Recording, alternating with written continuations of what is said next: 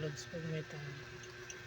Ito magbibigay ako ng mga konting palaman sa mga bato or mga precious stone, mga siya mga load crystallite, tinatawag nila sa mga iba rin itong lagpasan. Back to back siya, precious stone, at may gawin siyang virtudes na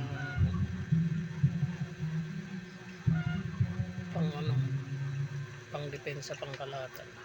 Ito pa, ano na lang, para lang to sa mga disclaimer mga lod, sa mga naniniwala sa mga precious stone at may mga gahong o tinatawag nilang mumutya. Pwede nyo lang skip kung hindi kayo naniniwala, pero kung naniniwala kayo, para sa inyo ito.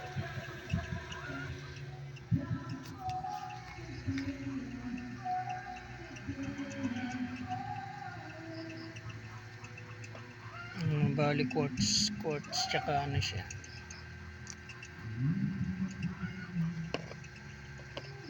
dalawang klase siya ng crystal, quartz tsaka crystallite.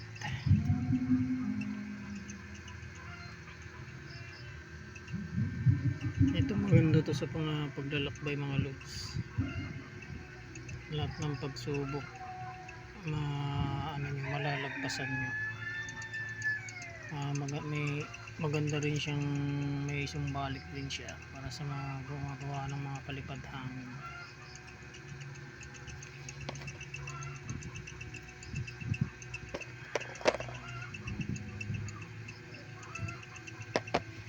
Pakita ko sa inyo mga lods yung lagpasan na sinasabi nila.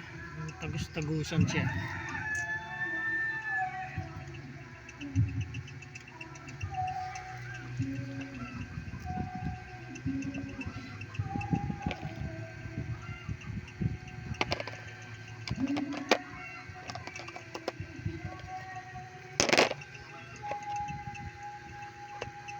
Ayan siya mga lods.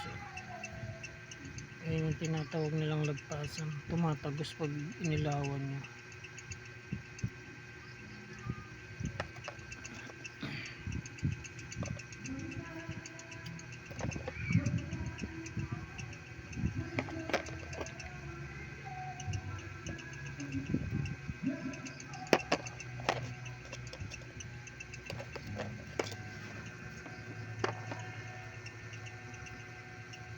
Ayan siya mga lods, tumatagos siya.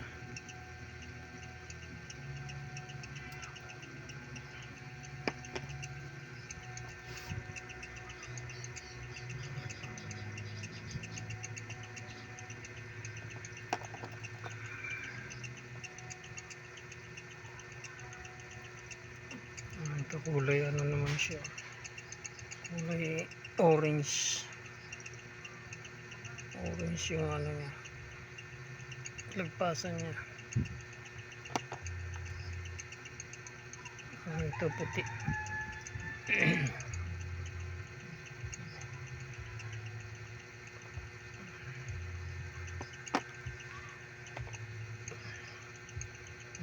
Lods, ang ganda. Ito yung magagandang mutya, malalakas kasi mayroon siyang sumbalik, pangkalatan na to mga lods. Mayroon siyang gahom na rebelta sa mga palipad, magawa ng palipad hangin, usog, ganyan. Hindi lang yun, mayroon siyang gahom na panglusaw, or kaya niyang ibalik yung mga hindi gumagawa ng hindi maganda sa inyo. Ito kasi nitong ganda ng pagka-crystallite niya, matagos siya.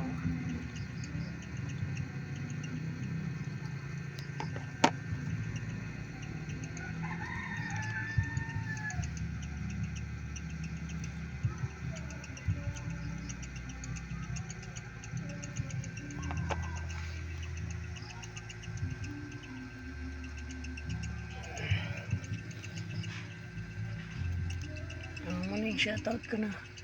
Pero itong malakas na mutya mga lods, pusa.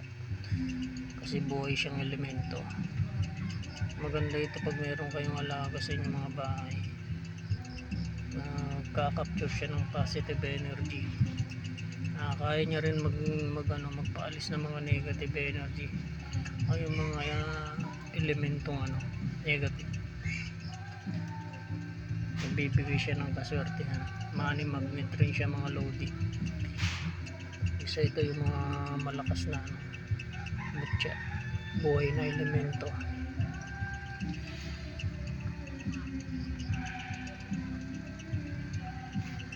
Pero huwag natin iaasa sa mga pampaswerte. Siyempre samahan din natin ang gawa at dasal. Until next time, maraming salamat. God bless.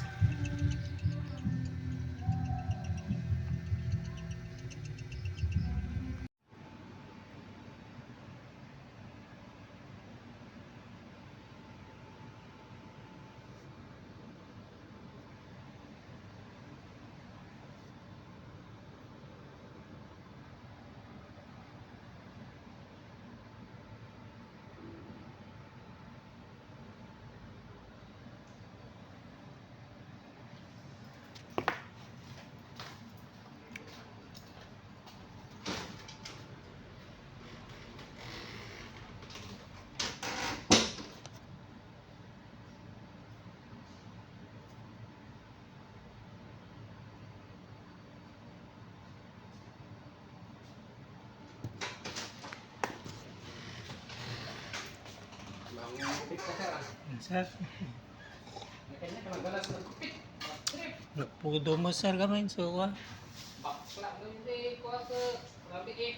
Oh, may sir ada masahin na ko aja kadwa.